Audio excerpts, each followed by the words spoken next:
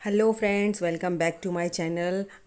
आज मैं फिर हाजिर हो गई हूँ आपके लिए बहुत ही यूज़फुल किचन टिप्स लेकर, जो आपके काम को बहुत ही आसान बनाए, साथ ही साथ आपका समय और पैसा दोनों बचाए। क्योंकि हम लोग ना घर में तो डेली ही काम करते हैं, लेकिन वो काम करना हमारी ज़रूरत भी है और मजबूरी भी।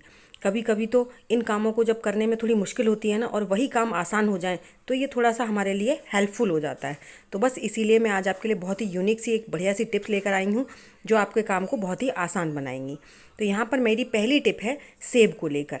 सेब हम लोग अपने बच्चों के लंच में भी रखते हैं, और कई बार हम हमारे घर में जब गेस्ट आते हैं तो उनके आगे भी इस तरह से काट कर सर्व कर देते हैं। लेकिन ये थोड़ी ही देर में एकदम काले काले से हो जाते हैं, जो देखने में बहुत ही गंदे लगते हैं। लेकिन मैं आज आपको ऐसी टिप बताने वाली हूँ जिससे ना आपके सेब बिल्कुल भी काले नहीं पड़ेंगे और ना ही गंदे लगेंगे। तो यहाँ पर मैंने एक बाउल ले ली है, और इसमें हम थोड़ा सा डाल देंगे पानी। नॉर्मल टैप वाटर डालना है, कोई ठंडा पानी नहीं डालना है। और इसमें थोड़ी देर हम पानी में ना डिप करके रखेंगे, लेकिन ऐसे ही नहीं रखेंगे। इसमें हम पानी में थोड़ा सा नमक ऐड करेंगे। अगर हमारा व्रत है तो हम व्रत वाला नमक डाल सकते हैं, और अगर हमारा व्रत नहीं है तो हम नॉर्मल वाइट जो सॉल्ट होता है डेली में जो खाते हैं वही वाला नमक डाल सकते हैं। और इसे डालने के बाद ज़्यादा से ज़्यादा आपको कुछ सेकंड्स के लिए इसको छोड़ना है। ज़्यादा देर के लिए छोड़ने की ज़रूरत नहीं है, सिर्फ सेकंड्स ही काफ़ी हैं, ज़्यादा से ज़्यादा 30 सेकंड। तो मैं इसको थोड़ी देर के लिए छोड़ूंगी और उसके बाद आपको निकाल कर दिखाती हूँ। देखिए अब ना हम इनको कितनी भी देर रखें, मतलब 4 6 8 अगर घंटे भी रखेंगे ना, तो हमारे एप्पल्स का कलर बिल्कुल भी चेंज नहीं होने वाला है।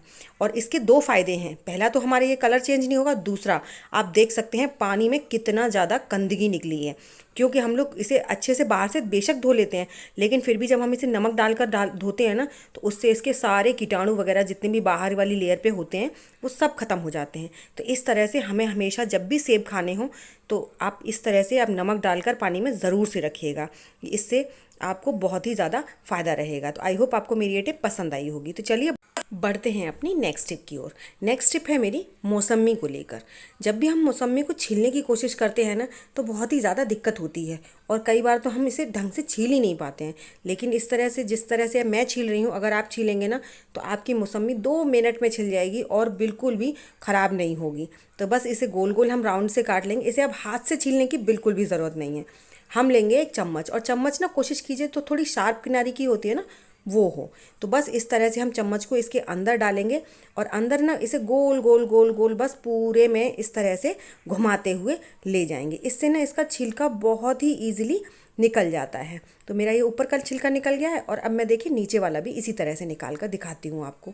बिल्कुल एकदम गोल गोल टोपे जैसा उतर कर निकल के बाहर आ जाता है। इस तरह से आपकी मौसमी को बिल्कुल भी दिक्कत नहीं होती हमें छीलने में। और कितनी भी मौसमी छीलनी हो, ज़रा सी देर में हमारी मौसमी छिलकर तैयार हो जाती हैं। और देखिए कितने बढ़िया तरीके से सारा छिलका निकल गया है।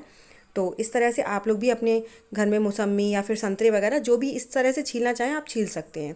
तो आई होप आपको टिप पसंद आई होगी। तो चलिए बढ़ते हैं नेक्स्ट टिप की ओर। मेरी नेक्स्ट टिप है फॉइल पेपर को लेकर। ये जो फॉइल पेपर है ना, बहुत ही कमाल की चीज़ है। कुछ चीज़ों में तो ये बहुत ही ज़्यादा हेल्पफुल होता है। तो चलिए आज इसका बढ़िया सा एक यूज़ बताती हूँ मैं आपको। यहाँ पर मैंने छोटा सा टुकड़ा इसका कट कर लिया है। अगर आपके पास यूज़ किया हुआ फॉइल पेपर है तो आप उसका भी यूज़ कर सकते हैं। और उसके बाद मैंने इसे फोल्ड कर लिया है, और इसे ना हम थोड़ा सा इसे इस तरह से मोड़ तोड़ लेंगे। अगर यूज़ किया हुआ हो ना तो वो और ज़्यादा बढ़िया है, क्योंकि हम उसको वेस्ट समझ के फेंक देंगे, लेकिन उसका हम यूज़ करेंगे। अपने इस कुकर को साफ़ करने के लिए। कई बार कैसा होता है कि हम लोग जब भी कोई चीज़ उबालते हैं इसमें या बॉईल करते हैं किसी चीज़ को, तो ये ना बहुत ज़्यादा गंदे गंदे स्पॉट्स लग जाते हैं, स्पेशली आलू जब हम उबालते हैं। तो इसी से हम फॉइल पेपर से इसको एकदम नया सा करने वाले हैं। मैं इस कुकर का बहुत ही कम यूज़ करती हूँ, क्योंकि एल्युमिनियम का जो कुकर होता है ना, वो बहुत ज़्यादा नुकसान करता है। तो मैं इसको कभी कभार बस सिर्फ आलू वगैरह उबालने के लिए ही यूज़ करती हूँ। बाकी मैं जो खाना बनाती हूँ वो हमेशा स्टील के कुकर में ही बनाती हूँ। इसलिए मैं इसको हमेशा जब भी यूज़ करती हूँ ना, तो अच्छे से साफ़ करके भी रखती हूँ।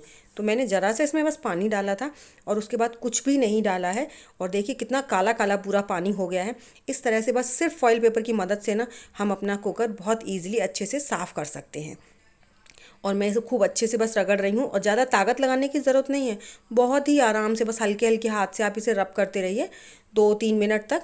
2 मिनट में और बिल्कुल बढ़िया एकदम नया जैसा कुकर होकर तैयार हो जाता है आपका। एल्युमिनियम से ना, ये एल्युमिनियम के बर्तन जो फॉइल पेपर होता है और लोहे के बर्तन बहुत बढ़िया तरीके से साफ़ होते हैं।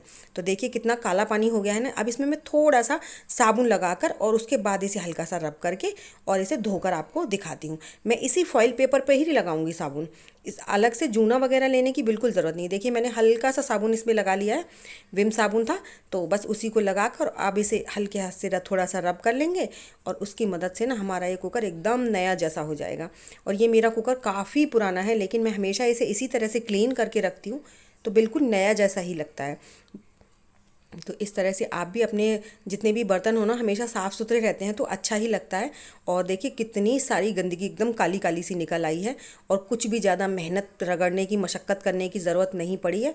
बहुत हल्के हाथ से मैं इसे बस हल्के हल्के हाथ से रगड़ रही थी और उसी से हमारा ये सारा कुकर एकदम साफ़ हो गया। तो चलिए मैं इसे आपको धोकर दिखाती हूँ। तो देखिए धोकर मैं आपको दिखाने के लिए लेकर आई हूँ, कितना बढ़िया तरीके से एकदम नया जैसा शाइन कर रहा है ना, अंदर बाहर हर तरफ से एकदम बिल्कुल नया जैसा हो जाता है कुकर। और इस तरह से आप भी अपने सारे बर्तनों को एकदम साफ़ सुथरा कर सकते हैं। कोई मैंने इसमें कुछ तामझाम नहीं किया है कि बेकिंग सोडा चाहिए या नींबू चाहिए, कुछ भी नहीं करने की ज़रूरत है। बस वेस्ट फॉइल पेपर को लीजिए और हल्के हाथ से थोड़ा सा रब कर दीजिए और आपका कुकर एकदम नया जैसा हो जाएगा। तो आई होप आपको मेरी ये टिप पसंद आई होगी। तो चलिए इसी के साथ बढ़ते हैं नेक्स्ट टिप की ओर। और मेरी नेक्स्ट टिप है ना, वो हमारी दही को लेकर है।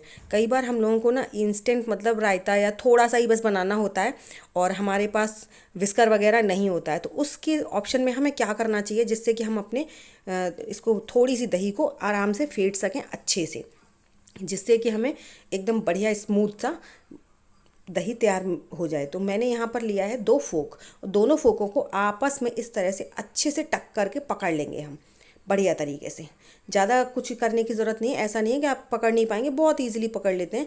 दोनों फोक एक जैसे होने चाहिए बस। मेरे थोड़ा 2 तरह के फोक थे इसलिए थोड़ी सी प्रॉब्लम हो रही थी।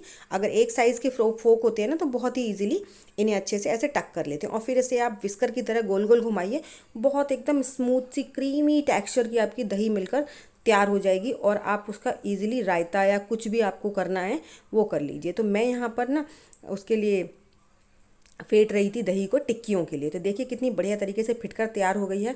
तो आई होप आपको मेरी ये टिप भी पसंद आई होगी। चलिए टिप्स पसंद आई हो तो वीडियो को लाइक और चैनल को सब्सक्राइब करना बिल्कुल मत भूलिएगा। साथ ही साथ कमेंट कर मुझे ये भी बताइएगा कि आपको मेरी कौन सी टिप ज़्यादा पसंद आई और आप मेरी वीडियो किस गाँव या किस शहर से देख रहे हैं, ताकि मैं आप लोगों को थैंक्स बोल सकूँ। Bye bye.